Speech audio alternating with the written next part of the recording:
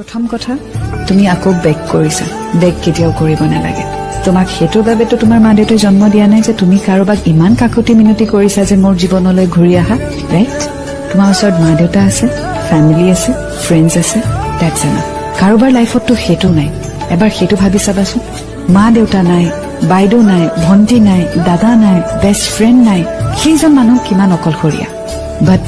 আই hope তুমি তেনেকুৱা নহয় এটলিষ্ট আপোনাৰ জীৱনত এনেকুৱাটো কোনোবা এজন ব্যক্তি আছে যাক লৈ you can be proud of you know that that person will be there forever so don't beg anybody you have to move on in life আৰু যিটো কলা যে ফটো ৰাখিছা ডিলিট কৰি দিয়া কাৰণ তুমি যেতিয়াই মুভ অন কৰিম বুলি ভাবিবা পুৰণি ফটো এখন থাকিলে তুমি কেতিয়াও আগুৱাব নোৱাৰা কষ্ট হ'ব no doubt but with time change হৈ যাব সো প্ৰথম কথাটো হ'ল তুমি যি বস্তু ৰাখিছা সেই আটাইবোৰ বস্তু নিজৰ জীৱনৰ পৰা আঁতৰাই দিয়া সেয়া লাগিলে মেছেজ হওক নম্বৰ হওক